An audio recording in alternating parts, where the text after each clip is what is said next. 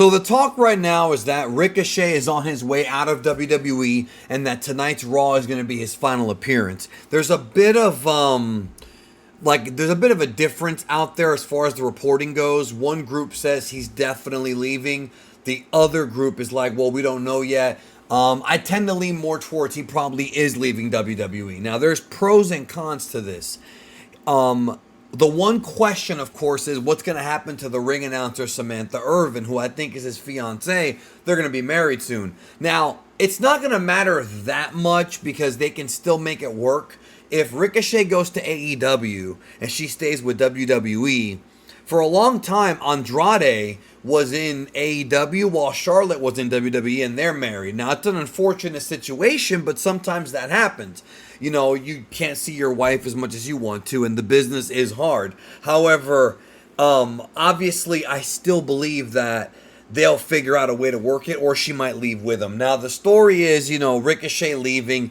Ricochet, to me, it's weird that he's leaving now because he's probably been booked better in the past couple of years under Triple H than he was beforehand. When Vince McMahon got his hands on Ricochet, you have to understand there was a time, listen to what I'm telling you, and some of you remember this, there was a time in the mid-2010s that Ricochet was considered maybe the best worker in the entire world or one of them. He was just doing things. He was Will Ospreay. In fact, Ospreay was one of his great opponents on the indies. Go look up their matches and in Japan. Obviously, if he leaves WWE, it's a guarantee we're going to see him versus Ospreay on an AEW pay-per-view before the end of 2024. It just seems more than obvious it's going to happen. And I'm here for that. I am here for that, dude. Ospreay and Ricochet, those guys are like Ric Flair, Dusty Rhodes. I'm sorry, Rick. Well, that too, but I meant Ric Flair, Ricky Steamboat.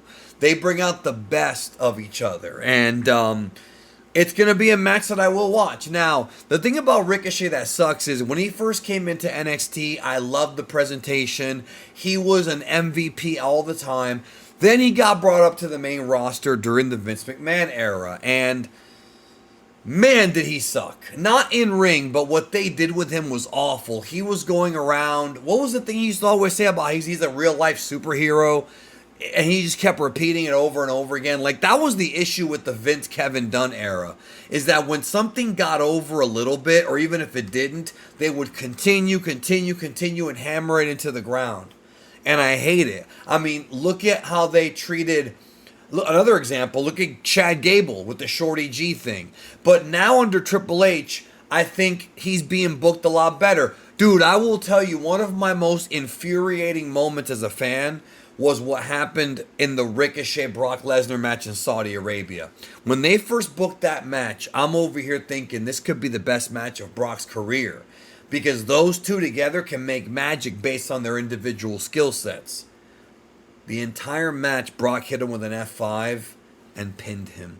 And to this day, dude, to this day, I'm still livid about that. Look, Brock has had some great matches, so has Ricochet. Together, the creativity between those two, and remember, Brock likes to work with smaller guys. That was the time when he was working with guys like Rey Mysterio. Before that, he had a brief little feud with AJ Styles. Finn Balor got a crack at him. Daniel Bryan. A lot of smaller guys worked with Brock, and even Seth Rollins. Remember the Seth Rollins, Brock, John Cena three-way?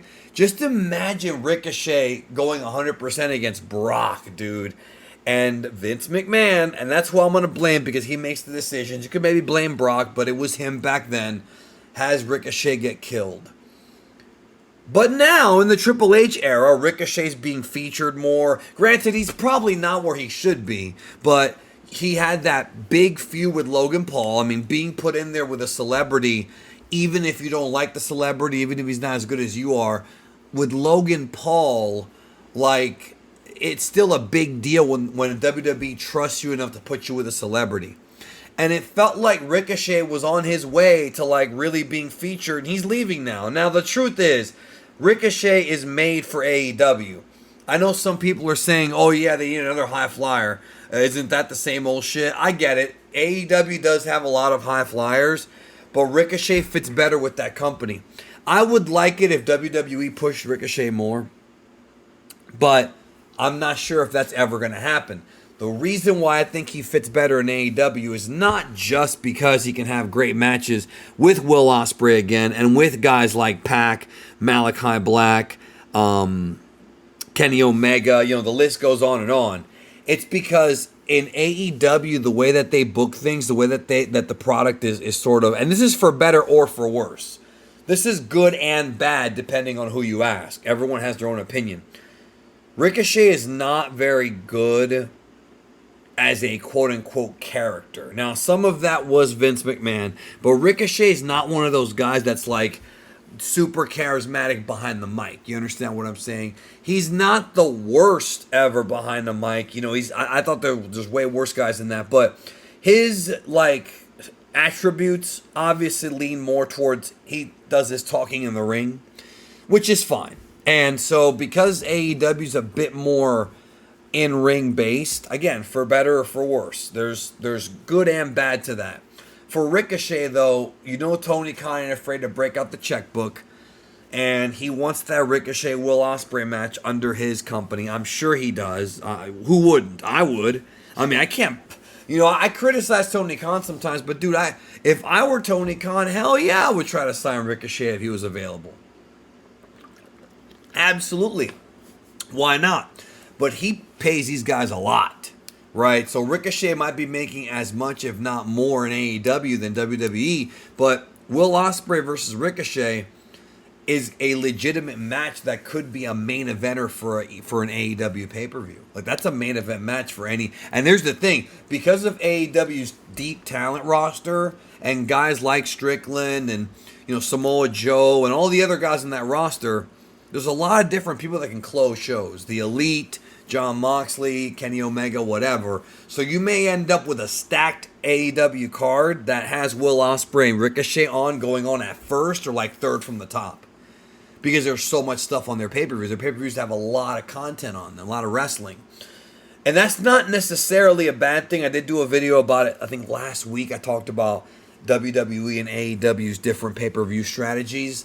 Ricochet does feel like a guy who would kind of belong in AEW. He could always go to Japan, but there's no need because AEW already works with New Japan.